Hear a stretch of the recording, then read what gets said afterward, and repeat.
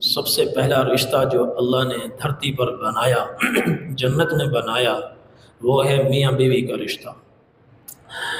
سورۃ النساء میں اللہ تعالیٰ نے ارشاد فرمایا یا ایھا الناس اتقوا ربکم الذی خلقکم من نفس واحدہ، اے لوگو اللہ سے ڈرو جس نے تمہیں ایک جان سے بنایا، وخلق منها زوجها، اور اس ایک سے پھر اس کی سب سے پہلے بیوی کو بنایا۔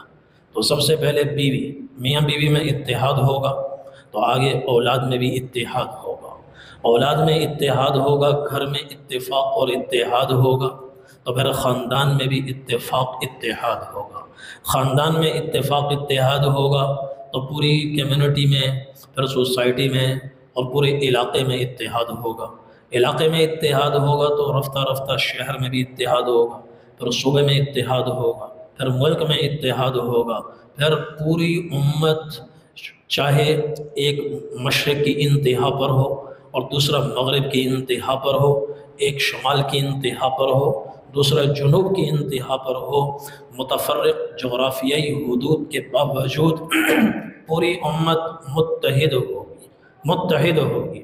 تو اس لیے اللہ تبارک و تعالی نے زور دیا امت کے اتحاد پر، اور یہ اتحاد کہاں سے آتا ہے؟ اکائیوں سے آتا ہے، جب گھر میں اتفاق ہو، خاندان میں اتفاق ہو۔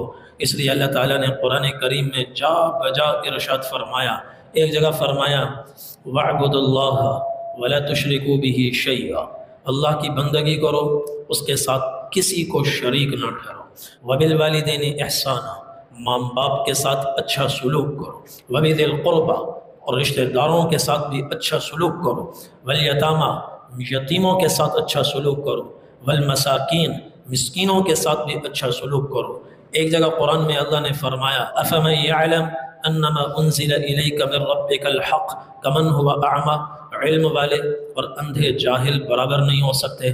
پھر فرمایا إِنَّمَا يَتَذَكَّرُ أُولُو الْأَلْبَابِ، اولو الالباب، عقل مند، سمجھدار، ہوش مند، دانشور لوگ ہی نصیحت حاصل کرتے ہیں۔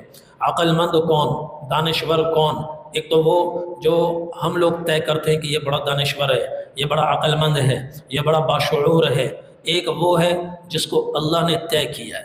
اللہ فرما رہے ہیں عقل مند کون، باشعور کون، اور سمجھدار کون، اولو الالباب کون، اس کی اللہ نے صفات بیان فرمائی۔ الذین یوفون بعہد اللہ، عقل مند وہ ہے جس میں 9 باتیں جمع ہو جائیں۔ نمبر 1، اللہ کے عہد و پیمان کو پورا کرے، ولا ينقضون الميثاق، اور میثاق کو وہ توڑے نہیں۔ نمبر 3، والذین یصلون ما امر اللہ به ان یوصل، جن جن رشتوں کو اللہ نے جوڑنے کا حکم دیا ہے ان کو توڑے نہیں۔ ویخشون ربهم، اپنے رب سے ڈرتا ہو۔ ویخافون سوء الحساب، آخرت سے لرزاں و ترساں رہتا ہو، آخرت کا بھی اس کو خوف ہو۔